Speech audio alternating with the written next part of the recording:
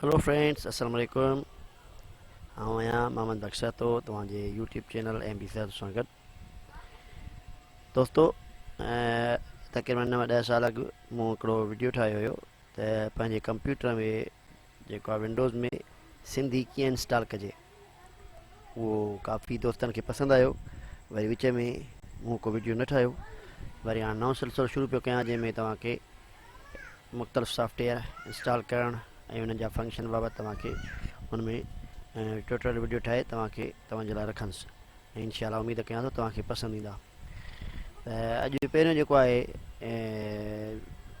मुंहिंजो प्रोग्राम आहे त तव्हांखे एम एस ऑफिस जेको तमामु अहम सब्जेक्ट आहे, हर जॻह ते कमु अचे थो।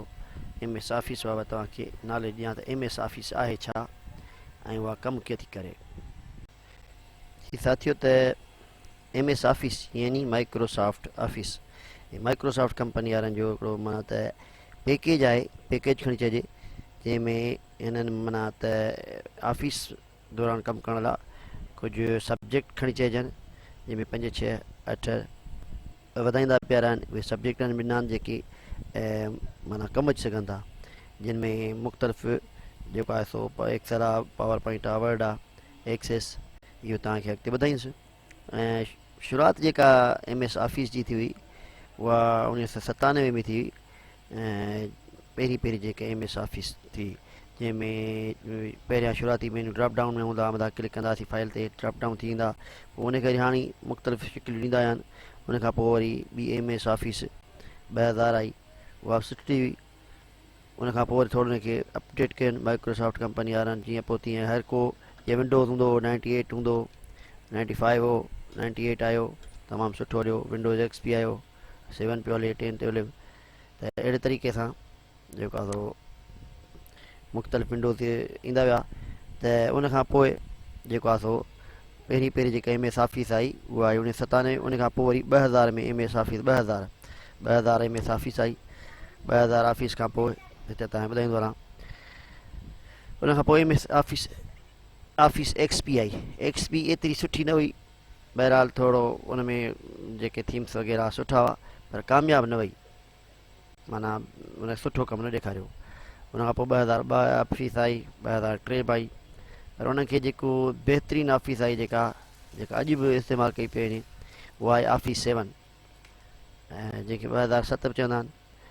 ऐं उन खां पोइ ऑफिस 2013 में हले पई। 2015 में थोरा वधीक फीचर्स आहिनि, PDF फाइल ठहनि था या घणो कुझु, बल्कि ईअं सम्झो त 7, 13, 15 या ॼण त साॻी आहे, थोरो थोरो फ़र्क़ु अथनि।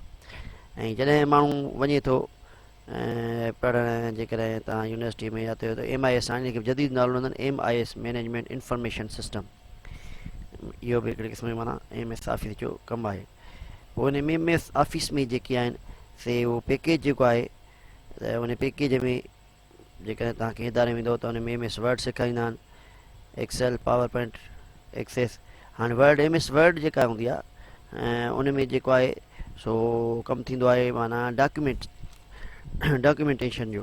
मिसाल CV था ठाहियूं, का शइ कंपोज़ करे रखूं था, त उन में डॉक्यूमेंटेशन जो कमु थींदो आहे MS वर्ड में। उन खां पोइ जेको आहे MS एक्सेल वरी इन में असां जेको आहे सो फार्मूलाज़ हूंदा आहिनि, ऐं इन में मैनेजमेंट जो कमु हूंदो आहे। जेकॾहिं असां को ठाहियूं था, ऑफिस जो कमु कयूं था, ऐं उहे उन में बि डॉक्यूमेंटेशन बि थींदी आहे, पर हिन में असां फार्मूलाज़ वग़ैरह जे वसीले उनजी जेकॾहिं पे स्लिपूं या उनजूं पघारूं, उनजो सॼो कुझु असां सेव करे छॾींदा आहियूं। सिर्फ़ु हिकिड़े बटण जी ज़रूरत लॻाए सभु कुझु असां शयूं उहे ॾिसी सघंदा आहियूं। उन खां पोइ MS पावर पॉइंट आहे, माइक्रोसॉफ्ट वारी पावर पॉइंट आहे। हीअ त तव्हांखे ख़बर हूंदी त इन में जेका प्रेज़ेंटेशन ठहंदियूं आहिनि, मिसाल असां किथे का प्रेज़ेंटेशन ठाहियूं था, असां हुते कंहिं कॉलेज में असां कंहिं टॉपिक ते प्रेज़ेंटेशन ॾियूं था, त उन लाइ फ़ोटोज़ या स्लाइड्स वग़ैरह ठाहे ऐं उन प्रेज़ेंटेशन ॾींदा आहियूं। उन खां पोइ आहे एक्सेस।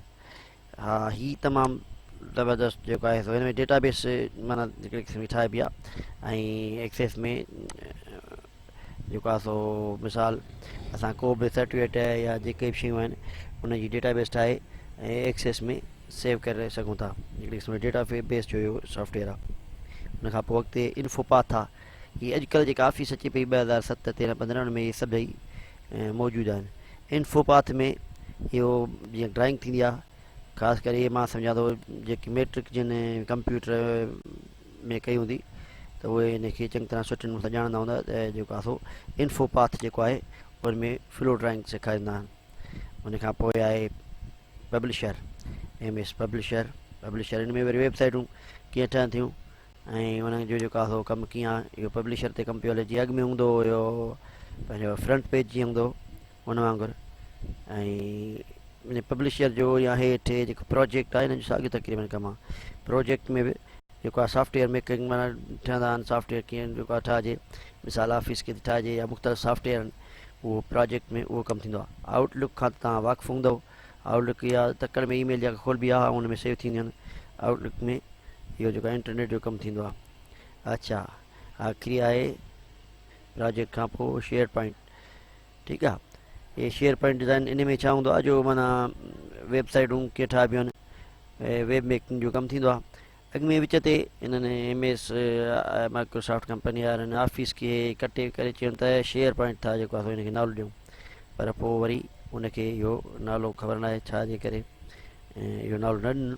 त इहे जेके आहिनि ऐं मुख़्तलिफ़ जेके आहिनि सो पैकेजिस में जेके शयूं आहिनि, MS Word, Excel, PowerPoint, इहे शयूं MS ऑफिस जो हिसो आहिनि। त असां तव्हांखे हिते MS Word, Excel, PowerPoint, Access इन्हनि बाबति थोरो शुरूआत में जेके कुझु लेसन ठाहे इन्हनि जा तव्हांखे ॿुधाईंदुसि। पोइ वरी इन्फोपाथ पब्लिशर इन्हनि जो वरी ॿियनि सां बि राब्तो आहे, इनखे वरी अॻिते सिखंदासीं। पर मेन जेको ऑफिस वर्क हूंदो आहे, जेकर तव्हां किथे ड्यूटीअ लाइ वञो था त तव्हां खां पुछंदा बाबा तव्हांखे MS वर्ड अचे थी, CV ठाहिणु अचे थी, त MS वर्ड जो, एक्सेल ऐं पावर पॉइंट इन जो वॾो माना अमल दख़ल आहे। त इन ते मां तव्हांखे ॿुधाईंदुसि लेसन वग़ैरह ठाहे ऐं इन ते कमु कंदासीं। त जी दोस्तो, सम्झां थो त हिकु वीडियो कुझु वॾो थी वियो आहे, तंहिंजे करे फ़िलहालु हिते हिन कट था कयूं।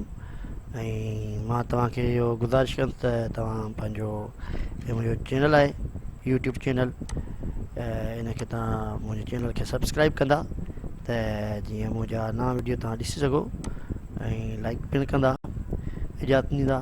ऐं इन वीडियो खे कंटिन्यू करण लाइ वरी मां ॿियो थोरो वीडियो भरियां थो। वॾी महिरबानी, अल्लाह।